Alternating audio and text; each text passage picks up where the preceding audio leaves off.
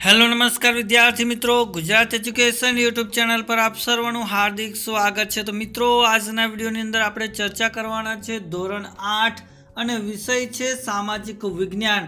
તો તેની અંદર દ્વિતીય પરીક્ષાની અંદર ખૂબ જ ઉપયોગી થાય તેવું વિકાસ મૂલ્યાંકન લક્ષી અસાઇનમેન્ટનું સોલ્યુશન આજે આપણે નિહાળવાના છે। તો આ વિડીયોને અંત સુધી જોવાનું ભૂલતા નહીં। ચેનલ ઉપર જો પ્રથમ વખત આવેલા હો તો ચેનલને સબસ્ક્રાઇબ કરી દેજો અને બાજુમાં આપેલ બેલને પ્રેસ કરી દેજો, જેથી ધોરણ 8 ને લગતા દરેક વિષયના જે અસાઇનમેન્ટના સોલ્યુશન વાળા વિડીયો છે એની નોટિફિકેશન સૌપ્રથમ તમારા સુધી પહોંચતી રહે। તો આજે આપણે ચર્ચા કરીશું પ્રશ્ન 1 તો અહીંયા અભ્યાસક્રમ તમે જોઈ શકો છો, પ્રકરણ 5 થી 8, 12 થી 14 અને 17 થી 19 પાઠોનો સમાવેશ કરવામાં આવેલો છે। એમાં પહેલો પ્રશ્ન છે કે નીચેના દરેક પ્રશ્નના ઉત્તર માટે આપેલા વિકલ્પોમાંથી સાચો વિકલ્પ શોધીને લખવાનો છે। તો એની અંદર પ્રથમ પ્રકરણ 5 છે, એમાં પહેલો પ્રશ્ન છે કે અંગ્રેજોના આગમન પહેલાના ભારતીય શિક્ષણમાં નીચેનામાંથી કઈ બાબતનો સમાવેશ થશે? તો જવાબ આવશે મૌખિક શિક્ષણ। બીજો પ્રશ્ન છે કે મહાત્મા ગાંધીની શિક્ષણ યોજના કયા નામે જાણીતી છે? તો એ આવશે વર્ધા શિક્ષણ યોજના। ત્રીજો પ્રશ્ન છે કે ગુજરાતના મહાન સમાજ સુધારકોમાં નીચેનામાંથી કોનો સમાવેશ કરી શકાય નહીં?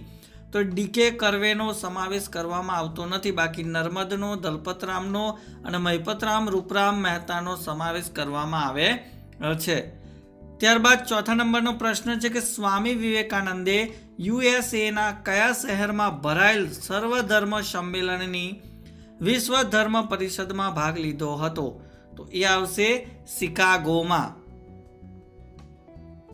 ત્યારબાદ પ્રકરણ 6 આધારિત પહેલો પ્રશ્ન કે કરઝને કયા પ્રદેશના 2 ભાગલા પાડ્યા હતા? તો જવાબ આવશે બંગાળાના। બીજો પ્રશ્ન છે કે 1857 પ્રથમ સ્વાતંત્ર્ય સંગ્રામ પુસ્તક કોને લખ્યું હતું? તો એ આવશે વિનાયક સાવરકરે। ત્રીજો પ્રશ્ન છે કે મીઠાના કાયદાનો સવિનયપણે ભંગ કરવા ગાંધીજીએ શું કર્યું હતું? તો જવાબ આવે છે દાંડી કૂચ। સુભાષચંદ્ર બોઝે કયો રાજકીય પક્ષ સ્થાપ્યો હતો? તો જવાબ આવશે ફોરવર્ડ બ્લોક। ત્યારબાદ પ્રકરણ 7, એમાં પહેલો પ્રશ્ન કે દ્રશ્ય કલામાં કઈ 2 કલાઓનો સમાવેશ થાય છે? તો એ આવશે ચિત્ર અને શિલ્પ। બીજો પ્રશ્ન કઈ ગુફાઓમાંથી મળી આવેલા ચિત્રો ભારતીય ચિત્રકલાનો પ્રથમ પુરાવો ગણાય છે? તો એ આવશે ભીમબેટકાની। ત્રીજો પ્રશ્ન કઈ ચિત્ર શૈલીના કેન્દ્રમાં રાધાકૃષ્ણ, કૃષ્ણ ભક્તિ, રાસલીલા વગેરે વિષયો રહેલા છે? તો એ આવશે રાજપૂત શૈલીના।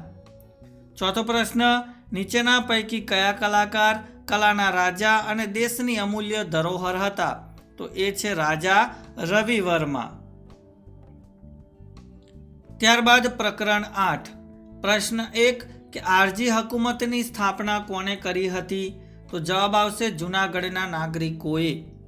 બીજો પ્રશ્ન છે ગુજરાત રાજ્યની રચના ક્યારે કરવામાં આવી હતી? તો જવાબ છે 1 મે 1960ના રોજ।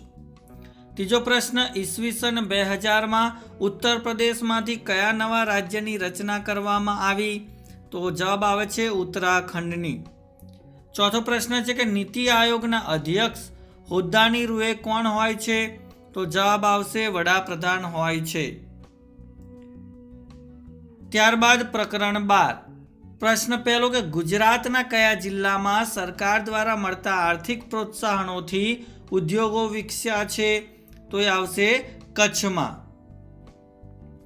પ્રશ્ન બીજો કે ઓસાકાના કાપડ ઉદ્યોગ માટેનો કપાસ કયા દેશથી આયાત કરવામાં આવે છે? તો એ છે ઇજિપ્તથી। ત્રીજો પ્રશ્ન ભારતમાં કયું સ્થળ માહિતી તકનીકી ઉદ્યોગની મુખ્ય ધરી બન્યું છે? તો એ આવશે બેંગલુરુ। ચોથો પ્રશ્ન છે કે સિલિકોન વેલી ક્યાં આવેલી છે? તો જવાબ છે કેલિફોર્નિયામાં। ત્યારબાદ પ્રકરણ 13 પ્રશ્ન 1 કે રાષ્ટ્રનું સૌથી મોટું સંસાધન કોણ ગણાય છે? તો એ છે વસ્તી। બીજો પ્રશ્ન ભારતમાં સાક્ષરતાનો સૌથી વધુ દર ધરાવતું રાજ્ય કયું? તો એ આવશે કેરળ। વિશ્વનો સૌથી વધારે ગીચ વસ્તી ધરાવતો વિસ્તાર કયો છે? તો એ આવશે ગંગા નદીનું મેદાન.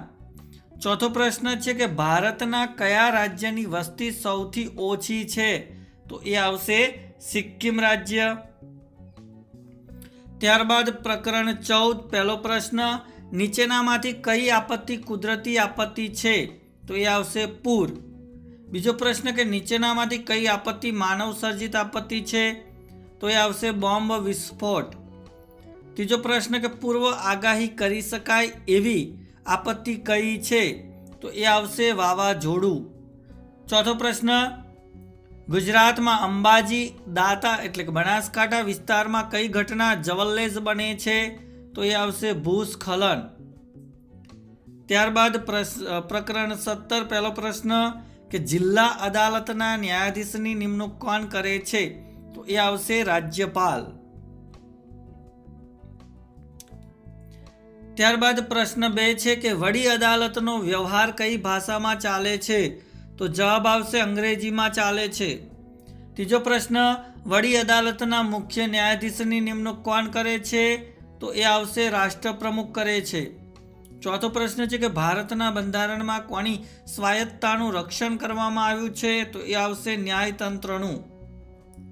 ત્યારબાદ પ્રકરણ 18 પહેલો પ્રશ્ન છે કે નીચેના પૈકી કયો વિકલ્પ ન્યાય સાથે સંબંધિત નથી? તો એ આવશે ફરજો. બીજો પ્રશ્ન છે કે આપણા દેશમાં નીચેના પૈકી કઈ બાબતમાં સામાજિક અસમાનતા જોવા મળતી નથી? તો એ આવશે ભાષા. ત્રીજો પ્રશ્ન છે કે કયો અધિકાર એ માનવ અધિકાર છે? તો એ આવશે સંપત્તિનો અધિકાર. ચોથો પ્રશ્ન છે કે બાળ અધિકારોની ઘોષણા કોણે કરી છે? તો એ આવશે સંયુક્ત રાષ્ટ્રોએ કરેલી છે.